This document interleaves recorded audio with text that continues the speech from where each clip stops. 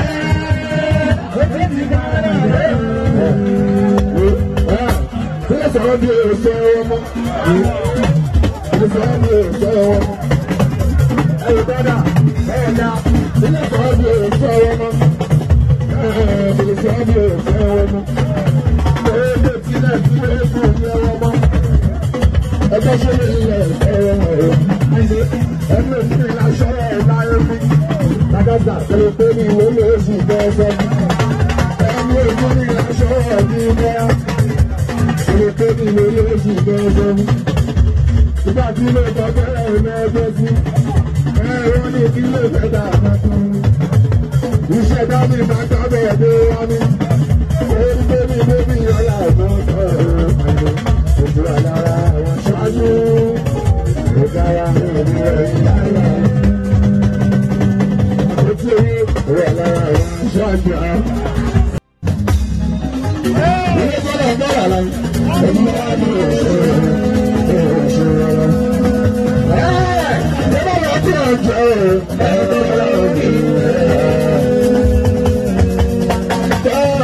wọ́n mú ìsáàbí àwọn ọ̀nà ìsìnkẹ́kẹ́ kúrò. orílẹ̀-èdè ìgbàgbọ́ láyé ọgbà àdìyẹ. èmi náà sáré ọ̀sẹ̀ bàbá rẹ̀ tí kò ní àbọ̀ òṣèré ọdún ẹ̀rọ.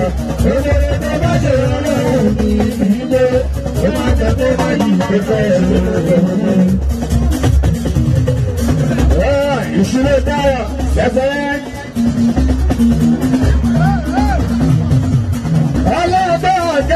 Jẹ́ Gẹ́sù. Ìmọ̀lẹ́ méjì àlàbíà. Dáàsì agáwà jẹun lẹ́yìn gbogbo ìpàrọ̀. Ṣẹlẹ̀.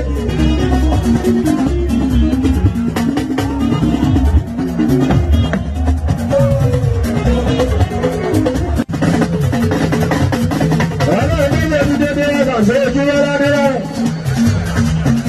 Ìṣílẹ̀ dáhà ṣẹ̀ṣẹ̀ òun náà ṣẹlẹ̀ ní ọdún tó tún bẹ bọ́ọ̀dọ̀s ọjọ́ kẹtàlá oṣù kẹjọ ọdún 2023 ìṣílẹ̀ dáhà ṣẹ̀ṣẹ̀ dada péjì ọ̀ṣọ́ aláwọ̀ ọlọ́pàá akẹ́kọ̀ọ́ ọ̀gbọ̀n àgbẹ̀ nípa tó tó rẹ̀ yọkọ̀ ńlá.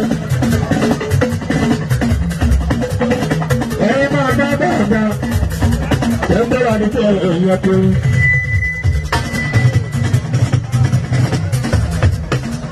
Ọlọ́pàá ẹ̀yẹ̀dá fún ọmọ yẹn jẹun náà rẹ̀. Òun ló kọ́ lójú yìí. Bẹ́ẹ̀ máa dúpẹ́ bẹ́ẹ̀ máa dunú. Kábíyèsí ọmọ ilẹ̀ máa dá. Láti dọ́kítà ìlú àdúmọ̀ṣẹ́. Ẹgbẹ́ ìta ìlú yàrá fẹ́. A kì í pé ọ̀nà lọ́dọ̀ tí a.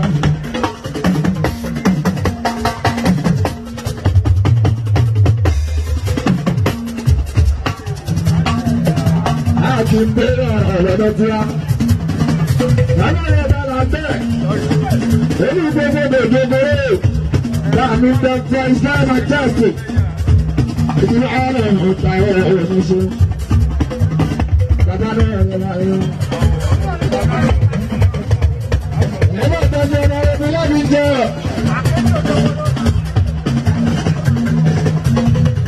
Àtẹ́sí gbogbo gbogbo lábẹ́ ìjọba lábẹ́ bá Islam Majestic bámi lábẹ́ òmùsù. Yàwó rẹ̀ bẹ̀rẹ̀ ẹ̀rẹ̀ náà. Islam Majestic náà.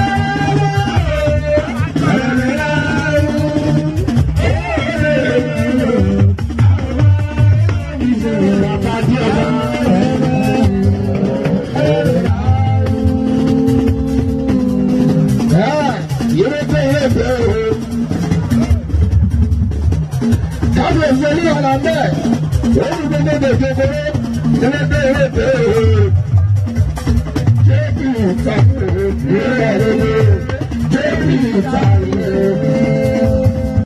ìgbàlejò ìgbàláṣọ ìgbàlẹ̀ ìgbàlọ́mọ ìgbàlálẹ̀ ìgbàkọ̀lẹ̀ ẹ̀ẹ́dẹ̀ẹ́dẹ̀ lẹ́ẹ̀lẹ́ gbogbo àbújá lábí ń já ọ̀ọ́dẹ̀ ìgbàlá àṣà àbúrò ìrìnàlẹ̀.